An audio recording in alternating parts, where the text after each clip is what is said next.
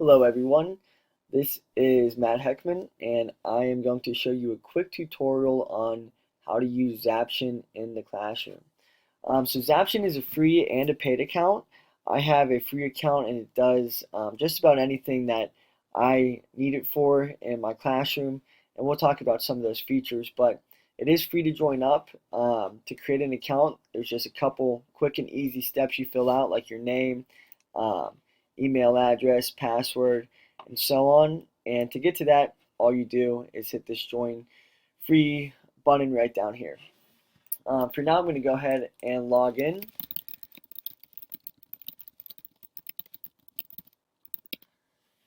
Now, once you log in, you're going to notice there's a couple of options. At the very top, we see there's a lessons tool, videos, groups, and gallery.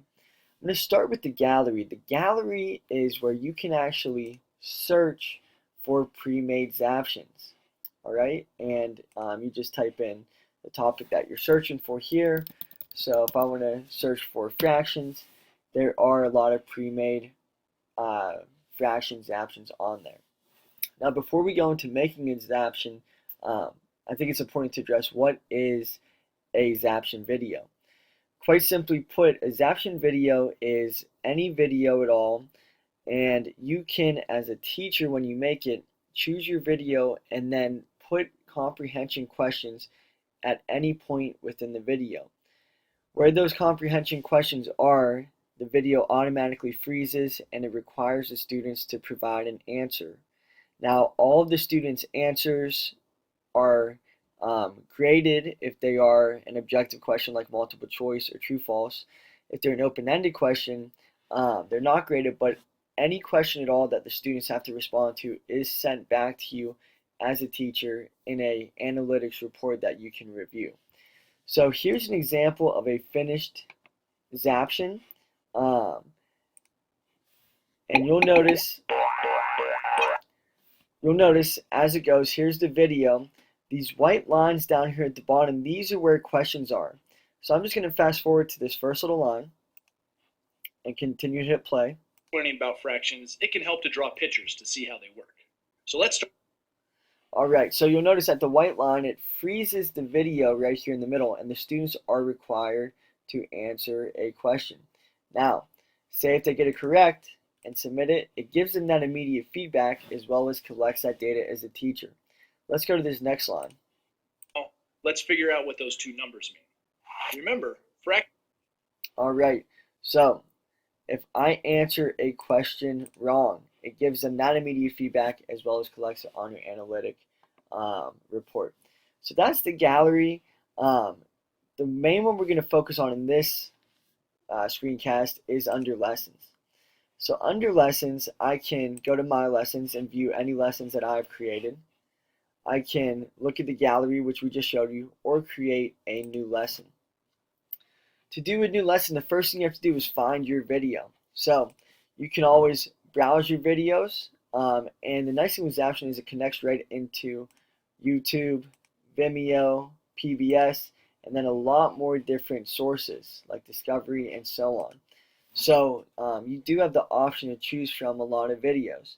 Now, you just want to make sure that the video you choose does not have a copyright notification that does not allow you to use it again.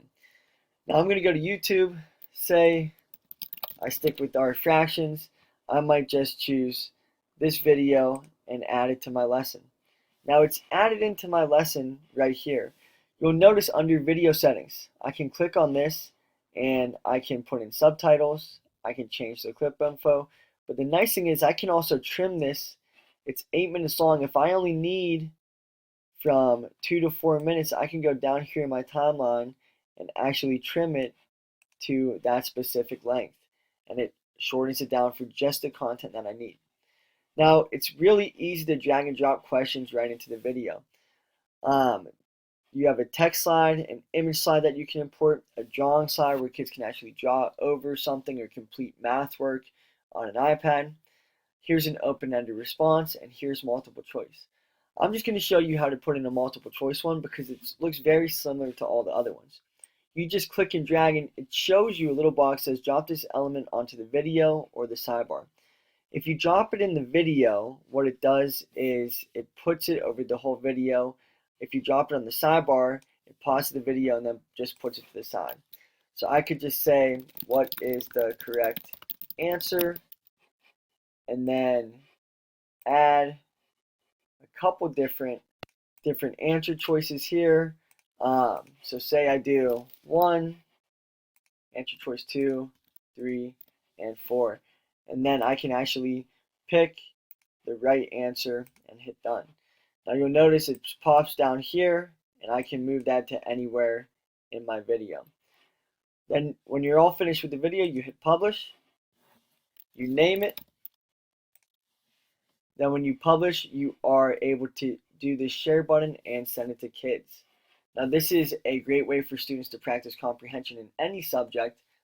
It's good for a flipped classroom model and for reinforcement at the end of a lesson. I know a lot of teachers do use this with the flipped classroom model, and it's nice because it does go into an analytics report that teachers can see and use as either formative or summative assessment.